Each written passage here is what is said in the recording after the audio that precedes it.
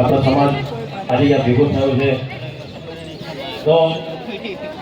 આમ તો વર્ષોથી એવા ભરતભાઈ હોય અલ્પેશભાઈ હોય કોઈ પણ રાજકીય નેતા હોય કે કોઈ પણ આગેવાન હોય આપણા સમાજના મોટા એ દરેક વખતે કહેતા જ હોય છે આપણા સમાજ કે ભાઈ આપણો સમાજ પાછળ કેમ રહી જાય છે એનું એક જ કારણ મેન તો શિક્ષણ આપણામાં શિક્ષણ બહુ ઓછું છે જેના કારણે આપણો સમાજ જેમ બીજા સમાજ કેટલા બધા આગળ નીકળી ગયા છે એનું કારણ કે એ લોકોએ શિક્ષણ અપનાવ્યું છે ને આપણે લોકોએ શિક્ષણ અપનાવ્યું નથી અપનાવ્યું તો બહુ ઓછું છે તો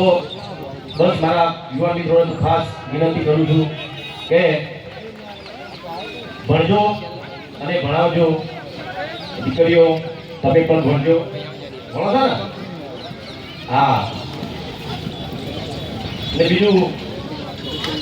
એમના મમ્મી પપ્પાને કહું છું કે છોકરો ભણવા દેજો પહેરાવાની ઉતાવળ ના કરો તો તે કે અમારે કે દાદી જોઈ જવું છે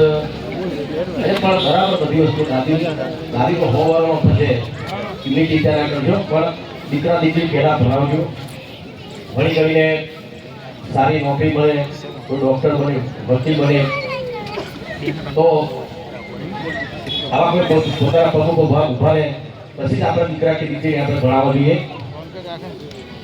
અને બીજું કે ભાઈ આપણે તો નાની ઉંમરમાં દીકરા દીકરો લગ્ન થઈ જતો હોય છે એટલે દીકરો મોટો થાય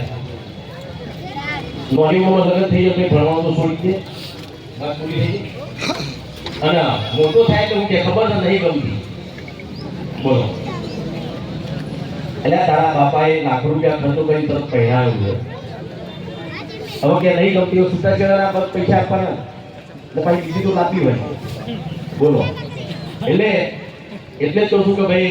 વડીલો માતાઓ વડીલો કહું છું કે ભાઈ આપણા દીકરા દીકરીને મોટા થાય ભણી ગણીને હોશિયાર થાય પોતાના પગે ઉભા રહે પછી ભણાવજો અને વર્ષોથી અમે નેતાઓ બોલીને આપણા સમાજને કહેતા હોય છે અમે કલાકાર છીએ તો અમે થોડું ગઈને કહીએ છીએ